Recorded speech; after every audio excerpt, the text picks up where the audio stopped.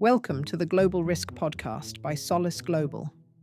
In this edition of Regional Flashpoints, we focus on two evolving political environments in sub-Saharan Africa, Tanzania and Cameroon.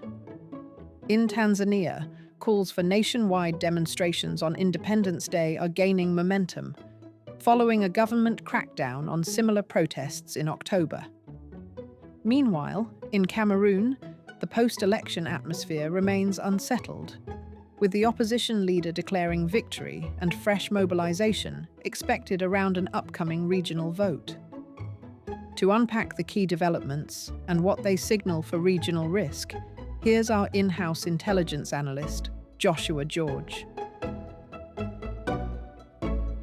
In Tanzania, opposition supporters have called for a mega protest to be held on the 9th of December, coinciding with Tanzania's Independence Day. This is to demand the removal of President Hassan and to condemn the violence of security forces. It is unclear how many Tanzanians will take part in the protest.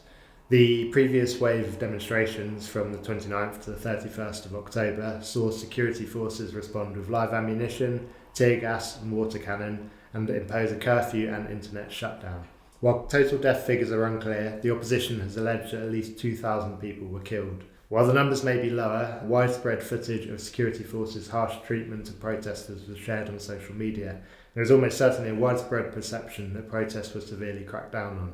This is likely to dissuade many from taking part in the demonstrations out of fear of being killed or arrested. Heightened levels of security should be expected across Dar es Salaam, Dodoma and other major cities around the state. Internet shutdowns are likely to be imposed ahead of the expected protests.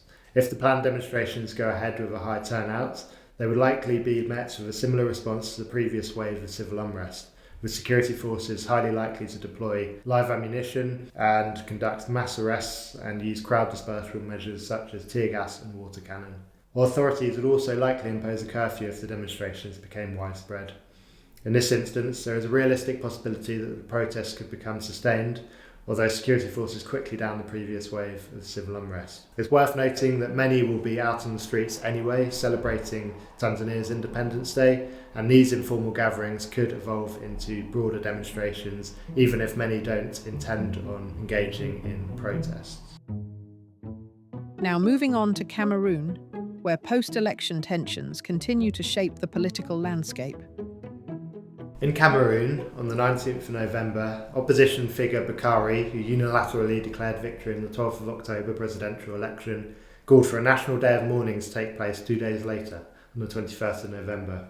On this day, businesses, government offices and services were instructed to close and the population was encouraged to observe minutes of silence at noon. This day, according to Bakari, will also constitute an act of resistance to demonstrate the unity of the Cameroonian people. Bakari has promised further directives in the coming days. The day of mourning was widely observed across many towns in the northern and western regions, which are traditional Bakari strongholds. There is also a heightened security presence across major cities. Bakari, who is currently residing in Gambia, is highly likely to announce further waves of ghost towns or civil unrest. This is likely to take place around the 30th of November regional election, where an electoral college will vote to choose regional councillors. The opposition party, FSNC, has announced a boycott of this election. If further civil unrest takes place, security forces will highly likely respond forcefully, including with crowd dispersal measures such as tear gas and water cannon, mass arrests and potentially live ammunition. Internet shutdowns are also highly likely to prevent Bakari's directives from being spread through social media.